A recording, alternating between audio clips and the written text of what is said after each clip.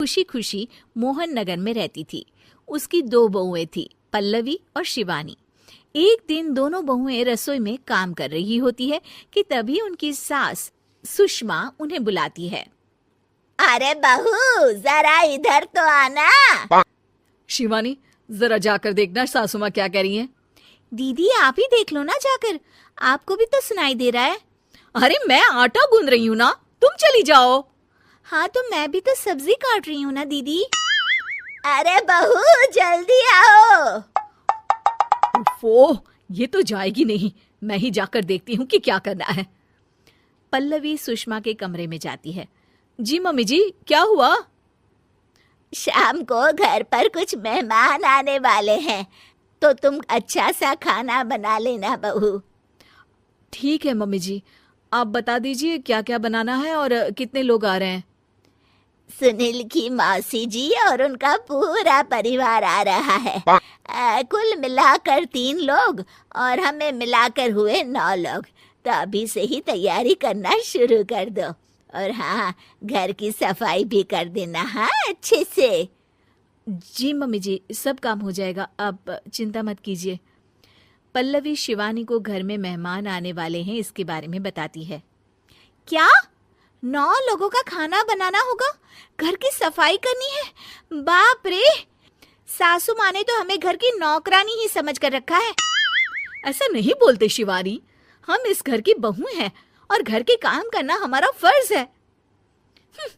दीदी तो है ही सासू माँ की चमची, जब देखो सासू माँ सासू माँ। मैं तो इतना सारा काम नहीं करने वाली। शिवानी कपड़े लेकर गमला साफ कर रही होती है और चक्कर आने का नाटक करने लगती है। मेरा सर चकरा रहा है।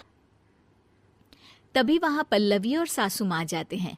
अरे बहू, क्या हो गया तुम्हें?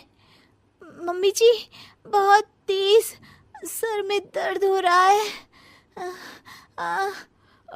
तुम एक काम करो शिवानी, आराम कर लो। नहीं नहीं दीदी, घर में मेहमान आने वाले हैं, मुझे आपकी मदद करनी चाहिए।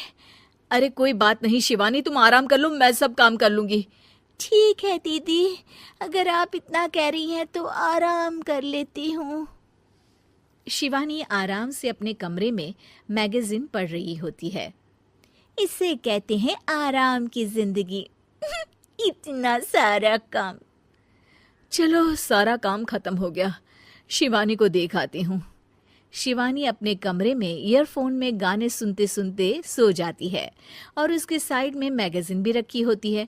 पल्लवी वहां आ जाती है और वो सब देखती है। ओहो, तो मतलब सब काम चोरी का बहाना था। अभी बताती हूँ इसको। घर का सारा काम मुझे करना पड़ा और ये महारानी यहाँ मैगजीन पढ़ रही है, गाने सुन रही है। पल्लवी रसोई से एक प्लेट और चम्मच लेकर आती है और शिवानी को थाली बजाकर उठाने लगती है।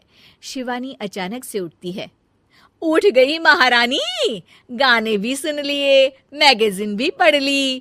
तुम तो बहुत बड़ी झूठी निकली शिवानी। तुमने सर दर्द का बहाना बनाया ताकि काम करने से बच सको। हाँ, बनाया बहाना, तो क्या करती, इतने सारे काम करती। मुझे कोई शौक नहीं है चापलूसी का। क्या चापलूसी? तुम्हें लगता है कि मैं सारे काम चापलूसी के लिए कर रही हूँ?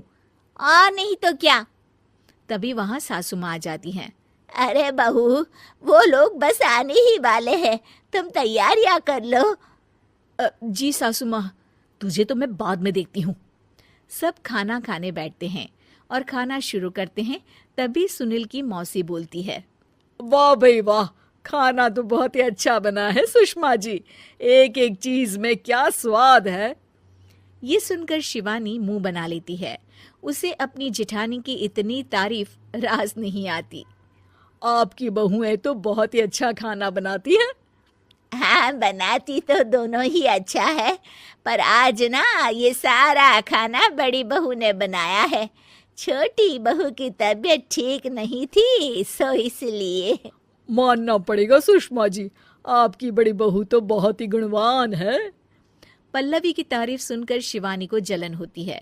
पल्लवी ये सुनकर खुश हो जाती है और शिवानी की तरफ देखकर उसे चिढ़ाती है। कुछ देर बाद मेहमानों के जाने का वक्त हो जाता है। मौसी जी सबके लिए उपहार लाई होती है। वो सबको शगुन के पैसे देती हैं और अंत में पल्लवी के पास आती है। तुम्हारे लिए शगुन का लिफाफा तो है ही, पर बहू तुम्हें एक और उपहार भी मिलेगा इतना अच्छा खाना बनाने के लिए। मौसी अपने सोने के कंगन निकालकर पल्लवी को पहना देती है। ये लो, ये मेरे मनपसंद कंगन है, अब से ये तुम्हारे हुए। धन्यवाद मौसी जी। ये देखकर शिवानी तो पूरी तरह से जल जाती है और गुस्से से रसोई में चली जाती है। तभी वहां पल्लवी आ जाती है और उसे अपने कंगन दिखाने लगती है। देवरानी जी, अब आपका सर दर्द ठीक तो है ना? मुझे लगता है कि अब सर दर्द शुरू हो गया होगा आपका।